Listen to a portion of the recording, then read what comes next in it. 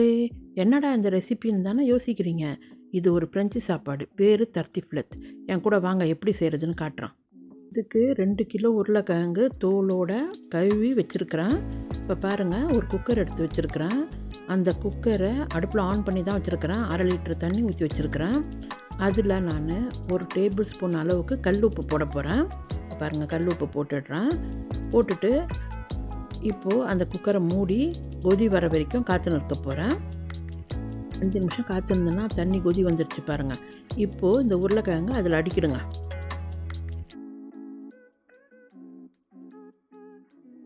குக்கரை மூடிட்டு நம்ம வேக விடணும்.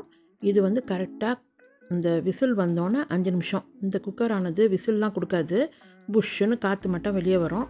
அந்த காற்றுலேருந்து நான் 5 நிமிஷம் கணக்கு பண்ணி 5 நிமிஷம் ஆனோன்னே அடுப்பை ஆஃப் பண்ணிட்டேன்.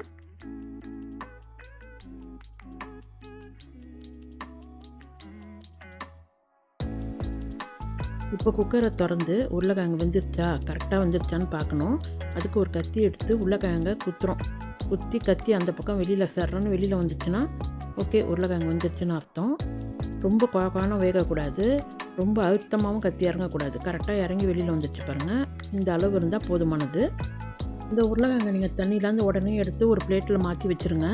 ஏன்னா தண்ணியிலே இருந்தால் வெந்துன்னே இருக்கும். அதை எடுத்து வெளியில் வச்சுருவோம், ஆறட்டும்.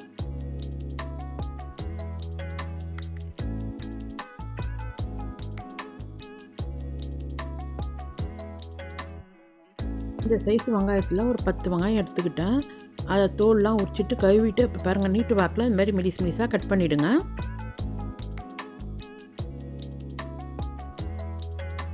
கட் பண்ணி முடிச்சாச்சு. பாருங்கள், இதுக்கு 2 கலர் வெங்காயம் போடணுன்னு ஒன்றும் அவசியம் கிடையாது. என்கிட்ட இருந்து தொட்டு போட்டேன். 25 கிராம் வெண்ணெய் தேவை இந்த ரெசிபிக்கு. இப்போ பாருங்கள், அடுப்பில் ஒரு ஓக்கத்திக்கு வச்சுருக்கிறேன். அது இது பாருங்கள், அடுப்பு ஆனில் தான் இருக்குது. இப்போ வெண்ணெயை கட் பண்ணி அதில் போட்டு நல்லா உருக விடுங்க.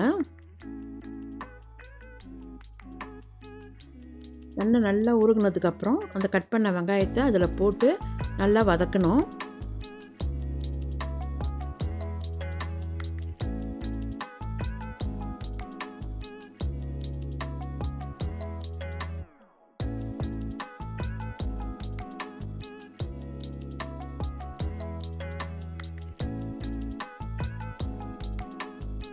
இந்த அளவுக்கு வதங்கி வந்ததுக்கப்புறம் நம்ம அதில் வெள்ளை ஒயினை ஊற்ற போகிறோம்.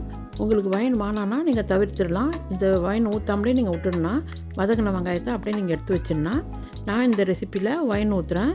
இப்போ பாருங்கள், இந்த மாதிரி வதக்கினே இருந்தீங்கன்னா ஒயினை ஊற்றிட்டு ஒயினெல்லாம் காணா போயிடும். இந்த வெங்காயம் எல்லாத்தையும் இழுத்துட்டு இந்த மாதிரி காணா போனதுக்கப்புறம் இந்த வெங்காயம் ரெடி ஆகிடுச்சுன்னு அர்த்தம். இது ஒரு பக்கம் நம்ம எடுத்து வச்சுருவோம். ஒயினோட அளவு சொல்ல மறந்துட்டேன். 250 ml அந்த குட்டி பாட்டில் ஃபுல்லாக ஊற்றினா.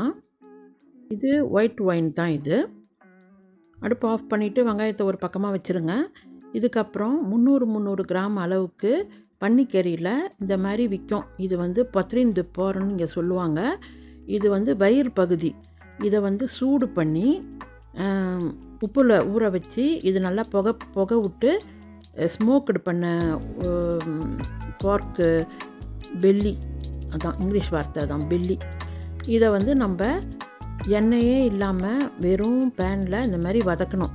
ஏன்னா அது நிறைய கொழுப்பு இருக்கும். அந்த கொழுப்பெல்லாம் வெளியில் கொஞ்சம் மொறுன்னு ஆகும். அதனால் நம்ம வதக்கினே இருக்கணும். அதை நான் ஒரு அடுப்பில் போட்டுட்டேன். அதே நேரத்தில் பக்கத்தில் அந்த உருளைக்கிழங்குலாம் ஆறி போச்சு. இப்போ அந்த உருளைக்கிழங்கு தோலெல்லாம் நான் உரித்து எடுத்துன்னு இருக்கேன்.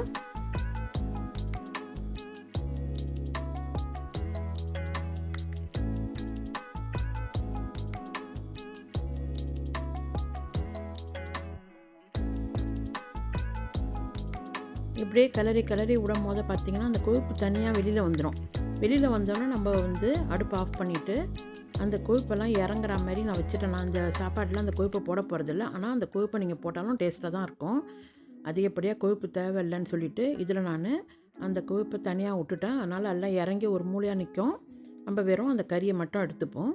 இப்போ பாருங்கள், ஒரு பெரிய பாத்திரத்தை எடுத்து வச்சுருக்கிறேன். இதை அவனில் வைக்கிற ஏனம்.